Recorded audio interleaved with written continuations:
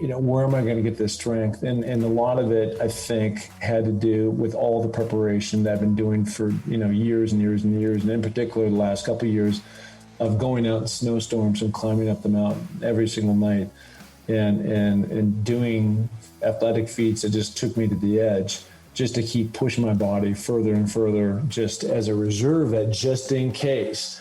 And I haven't been on too many mountains where just in case have actually come into play. But on that mountain, on that day, just in case, I needed to tap into that, and I pulled all those chits out of the bank and I spent them all. All right, ladies and gentlemen, if you are hearing this, you have once again tuned into the Consequence of Habit podcast. This week's guest is Mr. Mark Pattison. Mark spent 4 years playing for the NFL. He's gone on to climb the 7 summits. Hey, how often have you heard about a NFL player who's become a mountaineer? I'm going to say never. Mark's also an entrepreneur. He's an executive for Sports Illustrated. He's signed on with a nonprofit called Higher Ground.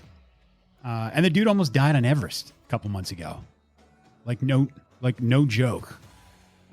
Really fascinating story from a guy who's done a lot, but be the first to say that his list is actually small. We're going to cut away for a second here for a little housekeeping. As you all know, I'm a huge fan of beer. Without my love of beer and especially the leaded kind, I'm not even quite sure if this whole Consequence of Habit thing would ever came to be. But at some point, me and alcohol decided we had to part ways. And luckily, there was a company there called Athletic Brewing Company. Athletic Brewing makes the finest non-alcoholic beer, in my opinion, on the market. They've been a part of my journey for a long time now. So if you guys like beer, and I'm not talking crap beer. If you like crap beer, just go ahead and you can just fast forward this. But if you like good beer, then do yourself a favor. Log on to athleticbrewing.com, use the promo code COH20 and get 20% off your first order. That's enough for me. Please welcome to the podcast, Mr. Mark Pattison. Mark, appreciate you joining me. Thank you so much for having me. Look forward to it. All right, Mark, 4 years NFL, climbed the 7 summits, entrepreneur, philanthropist. Man, you're getting a lot done, my friend. Yeah, I think if you look at it though the other way around, I just got back from the Raider reunion in Las Vegas yesterday.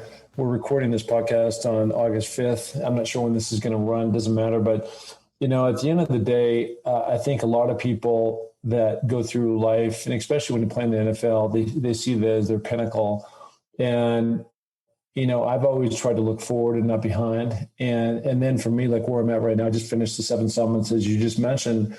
And I look at all these amazing things that are still out there that I have not done compared to what I've done. And so, the list is actually very small of my accomplishments. And so that helps motivate me on what's next and what is going to challenge me. And I like to do things that are physical. And so where that takes me around the world is all coming together right now, but I'm excited about the future and where that's going to go. Mark, you mentioned a lot of people, they look at their NFL career as their pinnacle. Did you realize even in real time while you were with the NFL, like, hey, this is not my identity. I've got a lot of other things to do after this? Yeah. I think we all grow and mature in a certain way. And I found myself in very much the similar way that a lot of NFL players have gone. And that is you're doing a particular thing for a long time. And there's nothing better than playing in front of 100,000 people and the crowd's going crazy and score a touchdown and do all those things. And then when that finally ends, and back in the day when I was playing, there were no programs. Now the NFL has done a fantastic job of really developing a life after football programs, from coaching to business to financial, public speaking, all these different things where you can go and you can sign up for classes, and there are former players or people in those positions to help you through that. And back in the day, they didn't do that. So I was really lost for probably 2 years.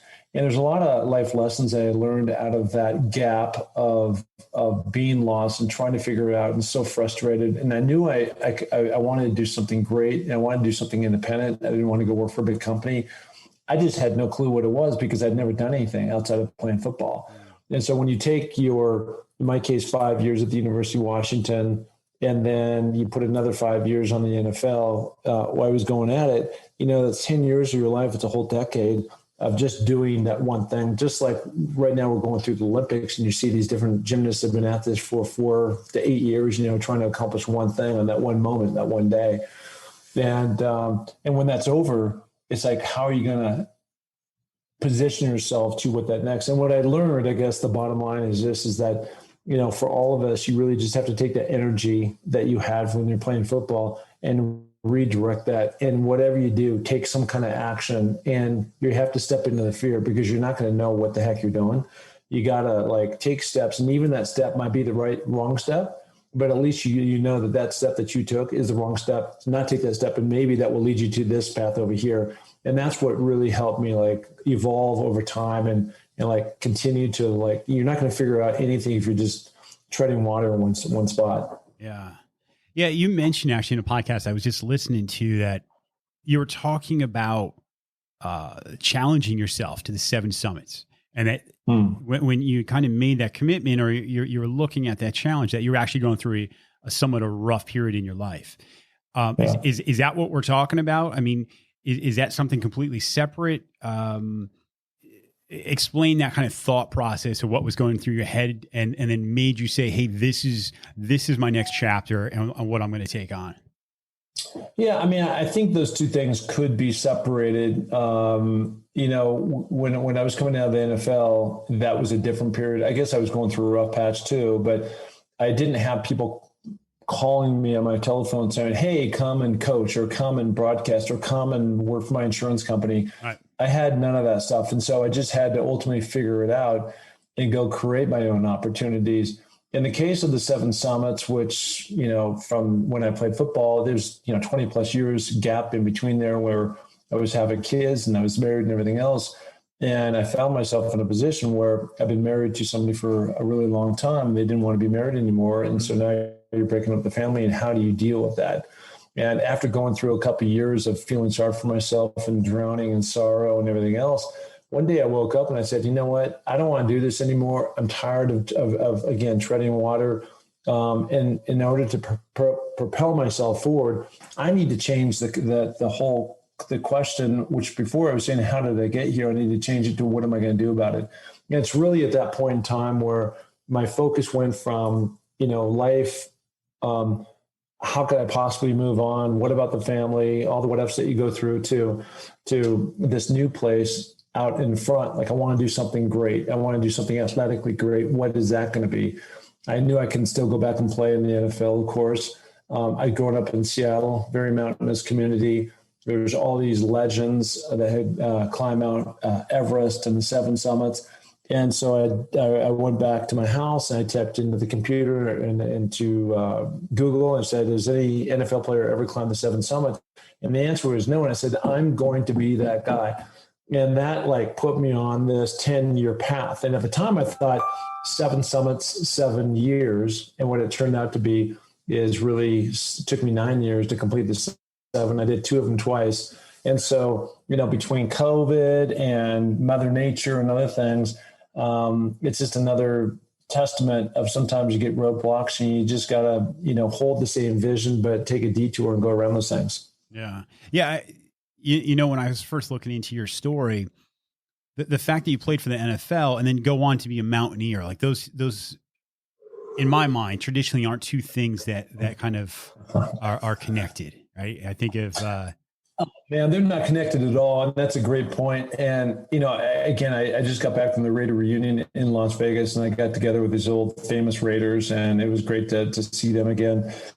And everybody was looking at me who found out about this quest that I just completed, being on Mount Everest, and man, you're nuts. I have no desire to go do that.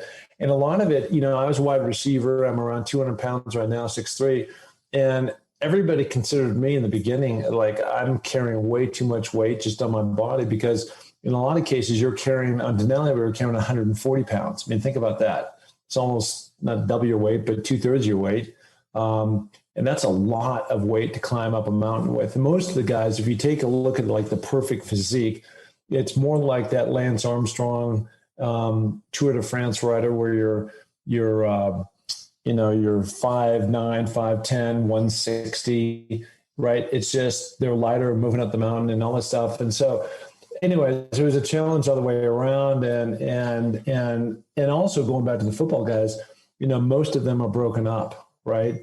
Like their knees hurt, their shoulders have had operations, have got fake this or fake that in there and replacements.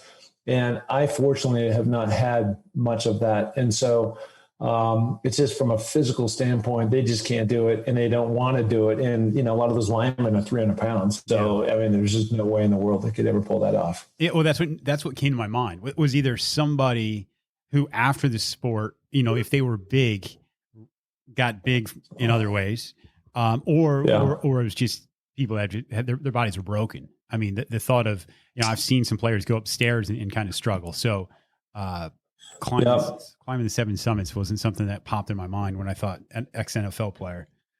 But I'm going to be honest with you, Mark, after hearing your thoughts on Everest,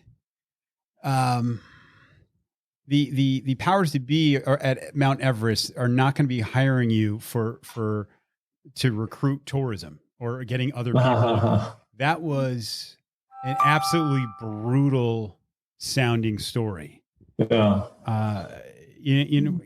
First of all, I should tell everybody to go check out your podcast. It's Finding Your Summit podcast. And it's only a couple episodes ago that you kind of recount this story of being on Everest, but you mentioned actually starting to deal with some PTSD issues because of that climb. Can you just give us a quick rundown on that?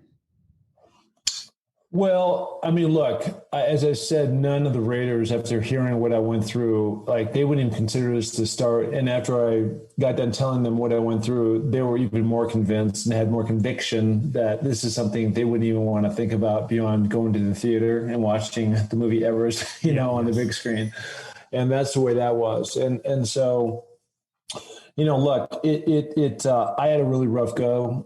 We had a lot of crazy things happen to us last year in 2020, because of COVID. They shut down the entire world. And so that's when I was supposed to go. And so we pushed everything out 1 year.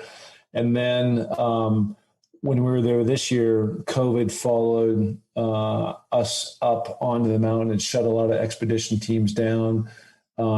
We had 2 bouts of 2 cyclones hit us, and one of them was on our way up to Camp 4, the Death Zone 26.5, and we were staying at Camp 3, which is just right above the Loti face, which is as steep as you can possibly get at 23,500 feet, and we got stuck in our tent for multiple days on end.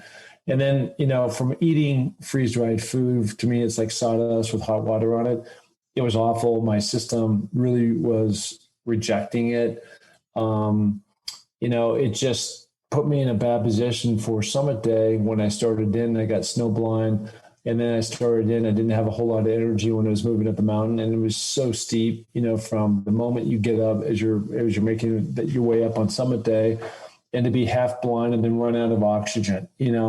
It's just like so many things were going wrong. And if the weather hadn't cleared, and it was the only day that it had cleared during really that second part of the month of May, there's no way that we would have made it. And we had friends in other expedition parties that come up the following day, and they were hit up on the back end by that same cyclone that had touched back down, and they got hit by 4 feet of snow and shut down the mountain. So the net there was 400 climbers to start, and only 120 of the climbers made it to the top. Of our group, we started with 21. And when we came down to summit day, there was only 11 of us left to go for the summit. And of the 11, only 10 of us made it. God, as I'm hearing you tell the story, both on your podcast and now, and you actually recounted a part of the journey as you're getting near the summit. And I believe it's either at or just past Camp 4. Am I saying that? Base Camp 4? Where people that have perished on the mountain remain there because it's just not worth. Yeah. And one of them was actually was one of your friends. Am I correct saying that? Yeah, there was a guy, Don Cash, who I climbed with in Antarctica in 2019. And, he was a good guy. He was a tent mate. He was a weak link on the team. You really have to have a great sense of self-care when you get up in those very extreme conditions. And that means when you sit down and putting on your jacket and putting on the right eyewear and not dropping your gloves and keeping your water bottles intact, not having them freeze up, and just all the little things could possibly go wrong just because you're not managing the situation correctly. And he did a very poor job of that in Antarctica. And many of us were very worried about him going to Everest, but he was committed to do that. And he was a guy too that had fairly good financial means, and he had the opportunity. He could have climbed with American-based expedition parties, and he chose not to do that and go with a cheap Nepalese outfitter. And at the end of the day, it cost his life. And so as I was going between the Hillary Step and the top of the mountain, I stepped over him. And, he was just laying there, just, still in his suit and his boots on. And, it was sad to see. But, it's interesting because you and I are having that conversation right now, and we're back at sea level essentially. And now I have plenty of nutrition. I had a big lunch today and I'm drinking water and all that stuff. And so when you're talking about dead people or people listening to this podcast and you look back, it's just like, didn't you stop, or did you pay your respects, or, there's a lot of different thoughts that you would think about it when you're at sea level versus when I'm up at now 28,500 feet with an oxygen tank and I'm barely holding on myself. Yeah. And you really get in that whole self-preservation mode. Of just making sure, like, you're looking over, like, whoa, and then you're just, I still couldn't. I was blind to one eye, I couldn't see, and so I'm trying to clip down into the mountain, and you're connected to the mountain by these fixed lines, and the fixed lines are tethered by ice screws about every 50 to 100 yards, and I'm looking down trying to clip in to keep me again tethered to the mountain so I don't fall off it. I'm looking at 5 different lines, and, 4 of them are afraid from past expedition parties. And I have to make sure I'm grabbing the right one. So my attention, my focus, my energy, was all on just that task, not so much about there's Don laying over there and I feel bad for him. Sure. Well, I mean, it wasn't just that, right? I mean, you talked about even summiting, and you're not an inability. It's just there's this triage of things that you are caring about or bringing your attention to, and at that point, it sounds like just getting through this alive was the big one. And you were just so smoked by the end, or not. Well, you still had to get down, but at the summit, that it's not this euphoric feeling that maybe somebody like myself at sea level would think of a person standing on top of the world. I had a whole speech ready to go, thanking everybody, right? And I mean, I didn't take any video. I took a couple pics up there, and that's all I got. I mean, it was just, I was so fried that I just, the last thing you're thinking about is celebrating. At least that's where I was at. My energy was so low. And like you said, I still had, I'd already been going at this 9 hours, right? Yeah. So think about going exercising on a Stairmaster for 9 hours at sea level. And then you go up to 29,000, 32 feet, and think about, what you've just gone through. And then you're going, now I got to go all the way back down. And that took me another 9 hours. Right. And I should have been up and down that thing in, maybe 10 to 12 hours is what it should have taken me. I was out there 18. Yeah. So going back to what I was saying, if I having that drive and that will to keep going and doing a lot of this for my daughter, who has had epilepsy since she was 8 years old. She's 22 now. And, trying to get over and around, her having daily seizures has been a goal. And knowing that I'm in a tough spot, but I'm saying to myself, she fights this daily. If she can go through it, I can go through it. And I'm going to have to figure it out, get down the mountain, crawl, run, walk, fly, whatever you got to do, try to figure that out and get back down there. Yeah. I guess it's just fighting that victim mentality, right? Which is very easy to fall into, even if it's not for yourself, but setting something, maybe something you consider bigger than you as your motivation to kind of keep going. Cause man, it was a harrowing story. Here you even talk about, hey, all I need to do is think about my daughter and just get through these next couple steps, stay alive. Was there part of that where, I'm sure there's a million people say, why the hell would you go and do that? You're talking about being at how many times are you asking yourself that exact question? Well, I've never asked myself the question, today is not the day that Mark dies. I've never said that, right? But when you get to a certain point where, because as weird as it seems at when you're at that high, 28,000, 29,000 feet, it is so easy just to lay down and just say, I want to take a nap and shut your eyes. Yeah. You just like roll up and it feels so good. Just like, right. And you don't have to exert any energy to do that. And that's going to but if you fall asleep on the mountain, you're never going to wake up. Yeah. Right. And so you don't know what you don't know. And people have asked me, would you go back and do it again? And it's hard for me to answer that exactly because I've done it. Right. But there's also a part of me saying, I'd like to go back and do it because I think there's things that I could have done that I would have enjoyed the experience so much better. I think it could have been such a better way to go if I would have had precautions and brought the right kind of food. And again, we thought we were going to summit on the 20th, and we didn't get into position to all that until the 23rd. That's 3 days later. So the rations that I brought had to stretch over this period of time, and then getting back down. We thought we'd be back, and we thought we were going to go for the top on the 20th of May and be back in camp and eating big dinners and everything by the 21st. And that didn't happen until the 24th. Yeah. Right. So it's just, prepare for the worst, hope for the best. And I don't think I prepared for the worst as well as I could have done. And certainly because of these various things that hit me, starting with the food and then everything, your concentration starts going down when you don't have any energy to do anything.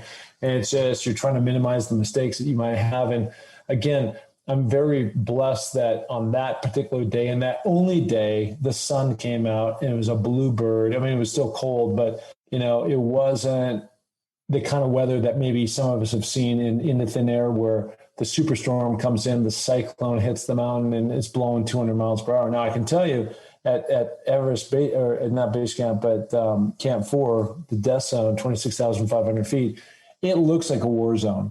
Every tent up there is tattered from the high winds. There's old remnants of oxygen bottles.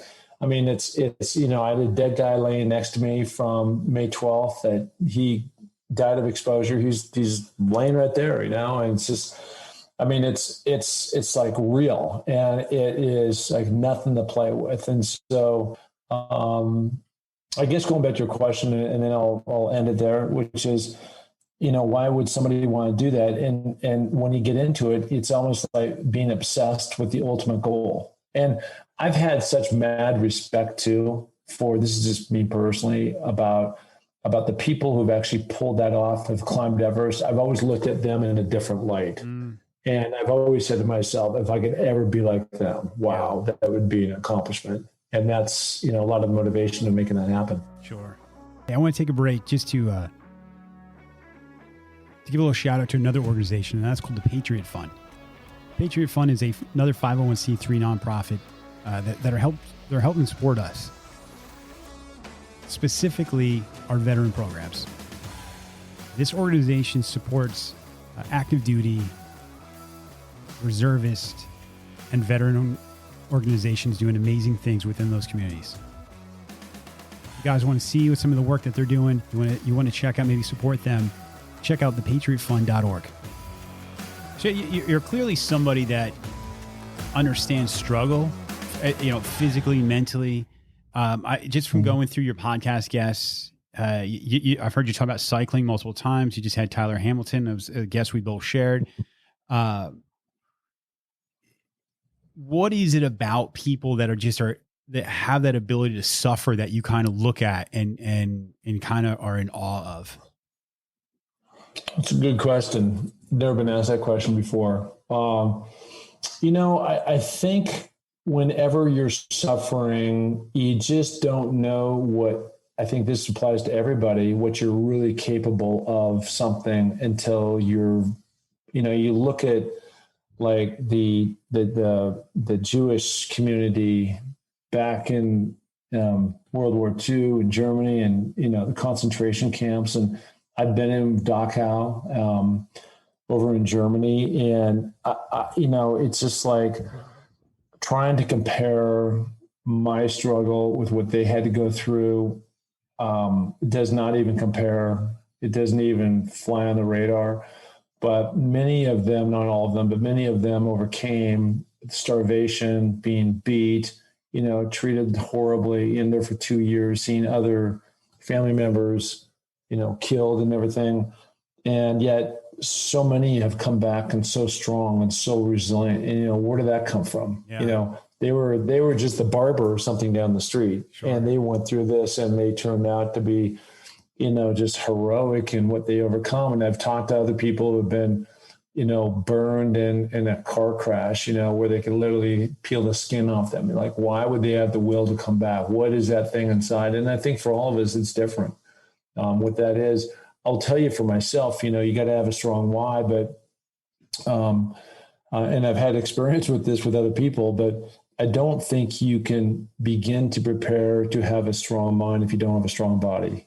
And maybe that's just me being physical and doing physical things. But I think like what happened to me, like when the chips went down and I had nothing more to give and I still had a long way to go, the question was, where am I going to get this strength? And a lot of it, I think, had to do with all the preparation that I've been doing for, years and years and years. And in particular, the last couple of years of going out in snowstorms and climbing up the mountain every single night and doing athletic feats that just took me to the edge, just to keep pushing my body further and further, just as a reserve, that just in case. And I haven't been on too many mountains where just in case have actually come into play. But on that mountain, on that day, just in case I needed to tap into that, and I pulled all those chits out of the bank and I spent them all.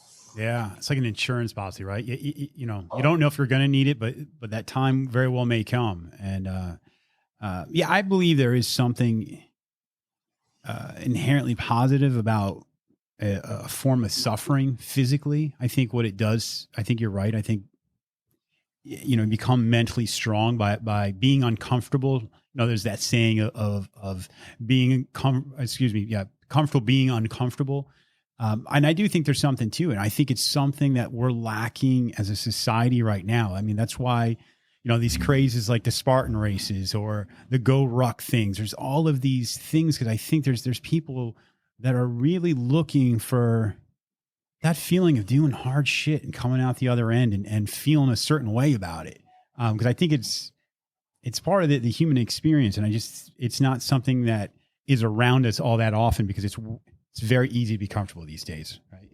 Very easy. Yeah, I know. I think, and I mean, it's another great point, because it's not many people want themselves in a comfortable place, right? And it's like anything you do, whether it's a relationship or a physical endeavor, hard things are hard. I mean, I don't know how else to say it, but if you're going to sign up for something, become a Navy SEAL and go through butts, that's not easy, right? It's strapping it on and putting the mindset that you are going to get through this. And then there's going to be all these obstacles and landmines that come into play. And the question is just like, how are you going to navigate around those things and keep going and not quit? And that's the only difference really between what I've done and what other people. Now, I realize that not all people can go, play in the NFL, but there's something else that many of those people can do. Sure. And the only difference between my perseverance of being a business, I'm an executive now at Sports Illustrated, to climbing Mount Everest and the 7 summits, there's only 365 people to do it, or, playing in the NFL. And maybe for somebody that's just playing in high school, that is their Everest, right? And the only difference between myself and others is that I haven't quit. Like, I've got myself into these things, and I'm committed. I'm in this, and I don't care who drops, but I will be the last man standing. I can guarantee that. And I put that in my mind. And other people, like a New Year's resolution, hey, I'm going to lose 10 pounds or whatever their thing is for the new year. And by March, they're out because it's too hard. It's too much discipline. And they went to Timmy's house and he had cake and ice cream and he wanted to dip into that. Right. And that's where that discipline really kicks in. Is just like, is the will to keep going strong enough for you to keep on point of whatever that ultimate thing is that you want to do. Yeah. And that's something I've struggled with where, this balance of, is it willpower? Is it discipline? Or is it understanding that everything we do is a vote towards the type of person that we want to be, right? Good or bad. This whole thing for me, this idea of consequence of habit started 2.5 years ago when I came to this point in my life where I'm like, man, this drinking thing is compromising me in a lot of different ways. I got to make this choice.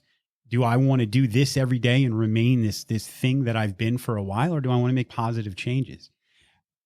For a lot of people, I think that understanding that discipline is a sense of freedom. That when you do something and you stick to it, that it gives you it just improves your sense of identity. There's this inner pride that not very many people, I think, get these days. I don't want to just shit on like current society, but I think it's the distractions. There's so many distractions now. There's food everywhere. There's comfort everywhere. You don't have to move very much at all. You clearly come with a set of habits yourself that have allowed you to, or helped you achieve a lot of things. Has the thought of habits just been something that has been on your mind from an early age? Did you understand the importance of habits? Yeah, no, that didn't kick in until college, and I'll get into that in a minute. But I think there's some it's interesting things you just said, because I think there are certain strategies, because I don't think this stuff just goes like poof and it comes out of thin air. I mean, you have to, not only are you committed to a certain goal, but I think there's certain strategies that people can use to help reinforce where they're trying to go when they start to slip and they, maybe I can just do it this time, and they go off course, here or there. And the first thing is, and I want to show you this, but this is something that I wrote and I put together at 19,500 feet when I was on Aconcagua. And that was this whole notion. And for anybody that is listening right now, what I just showed is a piece of paper with kind of my mind goal. What am I trying to do? The 7 summits. And what are the things around the orbit that I want to also accomplish? Public speaking, starting a social media, write a book, get involved in philanthropy, get sponsors, start a website, blah, blah, blah. And so what this helped me do, because I have it, it's in my office now, and I've accomplished every single thing that's on this thing. I'm not a rock star at all this stuff, but I've accomplished every single thing I put down, and I had it in my bathroom pinned up. And so every single morning and every single night I would see this. So the first thing for me has just been making sure that I write these things down and they're visually available to me 24/7. They're not in the back of a book or something where, I rarely go to it. I think number 2 is we all, and I'm at the top of the list, we all need to be inspired. And so the question is, how do you get inspired? It could be through a book. It could be through a seminar, a Tony Robbins type thing. Sure. Or a podcast. I listen to a boatload of podcasts. I don't listen to anything like The Adventures of Mickey Mouse. All my stuff are inspirational people doing incredible things or strategies on how you get better, right? And so I'm trying to fill my brain full of positive thoughts, not negative ones that drag you down, or hanging out with negative people that aren't going to help me realize my goals. Yeah. And so, so answering your question, has this always been there? The big answer is no. I've always been a gym rat, but I didn't really understand how to harness that, because you can be the most talented guy in the room, and if you don't work at your craft, you're never going to go anywhere. And it was Don James at the University of Washington, my former coach for the University of Washington, has since passed, that taught us all about the pyramid of success that John Wooden. And, basically it was 25 individual and team blocks that when you lead it all the way up, and for us, it was winning the Pac-10 back in the days and going to the Rose Bowl and winning the national championship and all those things, it doesn't just happen out of the blue. You have to work in certain things and, get bigger, stronger, faster, you do well in the weight room. And each block has its own thing. And you got to be a master of each one of those. And at the very top, it's called competitive greatness, right? The very top rung. And what competitive greatness is to me is about really loving that process. So again, you go back and how do you get there and how do you get disciplined? Well, I think, hanging out with like-minded people that are positive, reading books, listening to audio tapes, listening to podcasts, setting those goals up and putting it right in front of you and then going after that thing and making sure you stay on task of what you're trying to go and never lose sight of that ultimate goal. And that's one of the things that's really helped me, stay the course, especially when you're talking about a mountain like Mount Everest, sure, which is the highest mountain in the world and it's dangerous, just like all these other mountains I've been on. And, you can make fatal mistakes and that's going to do. So you can't do that. And so in order to maximize my chances of not having to go back and repay to go back and do these things and knock them out the first time, it's been my path to success. Yeah. Yeah. You mentioned Olympic athletes training for this one thing their entire life. And, it's been spoken before about some of the depression that goes along with when that is over, like this one thing you've just devoted so much of your life to, and now it's over. Did you feel it all that way? Or maybe I should rephrase this question. Did you have that a sense of that when you left the NFL, and did you have a sense of that after you climbed Everest? The answer is after football for sure, and after Everest, 100% not, because I've got so many more tools in the tool shed of how to reset goals and move on. As we said before, I'm an executive for Sports Illustrated, so I've got really cool work stuff ahead. But life's not all about work.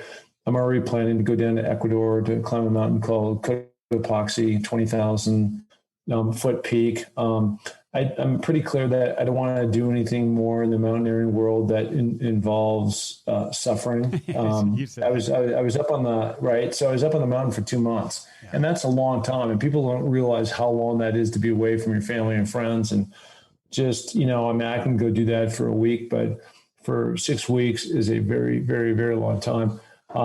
And we talked about this at the start off the air, and this is probably the appropriate time to bring it up. But the NFL is doing a film on the journey, and so that comes out in September. We're doing a fundraiser here in Sun Valley, and I'm totally stoked to get that going. And then I'm working on a deal to bring people here to Sun Valley next year, and it's going to be, for lack of a better word, a 7-summit summit. But I happen to know a lot of pretty famous people in the mountaineering world and the coaching world, where I think we're all trying to become the best versions of ourselves. And so not only to come in and get a dose of people from their experience and what positive messages that they can bring to the table, but then also taking them out into the mountains and climbing along with some of these people that they've read about and seen, books and movies on, that they're out there with them, doing the training. And so I don't know. I just think there's the flow of ideas, since I've kind of been through this and I've seen it and I know how to rechannel my energy now, is only going to work towards, the greater good going forward. Yeah. Yeah. Hey, talk about a little bit about the nonprofit that you're part of here. Higher Ground is the name, correct? Yeah. So Higher Ground is a wonderful organization based here in Sun Valley. They're also located in Los Angeles and New York. And essentially, their whole mission is to help many of the military people that are coming back from Afghanistan, Iraq, and places like that, who've got cognitive and adaptive issues. So they're missing a leg, or they've had a lot of head trauma, from all the different stuff. And they approached me to work with them a couple of years ago because my daughter has epilepsy, Emilia. And so we created a campaign called Emilia's Everest Epilepsy Challenge, and we raised about $56,000. The NFL threw in some money. The Las Vegas Raiders threw in some money, and a lot of other very generous folks contributed to that cause as well. But I think it's really helped my daughter Emilia. It's certainly helped me. It's been a joy to work with the organization, not just about giving money, also like literally rolling my sleeves up and going out and participating in these different activities that they bring these people to Sun Valley to. Last one I went on, we floated down a river. It wasn't any big, crazy whitewater rafting thing, but to hear some of these people, their stories in the boat, and it's just heartbreaking. Yeah. And yet they were having a very inspired day based on, they didn't have to spend the entire day in a wheelchair. They could actually get out and be in a boat and float down the river and see an eagle and elk and other things, come by and, listen to their story. And a lot of them just want to be heard. Right. Yeah. And so I don't know, it's really inspiring to me. And I'm so blessed to have been asked to be a part of their organization. Yeah. I've talked about it on here before, but that is, this whole concept of kind of giving back or service work or what it ends up doing for somebody, being involved in something bigger than yourself. Mm-hmm. It's been a huge part of my own journey. We actually just started a nonprofit with the same name, Consequence of Habit, where we're going to be doing a discussion about habits. Somebody coming in, a lot of the people, not a lot of the listeners, a lot of people I've interacted with kind of come from a substance misuse background, and a lot of them coming from the veteran first responder side. So having these discussions about habits, about what you do on a daily basis, whether it adds value to your life, and then being part of something like an organization like Higher Ground, or just even doing service work in your community. There's a power in that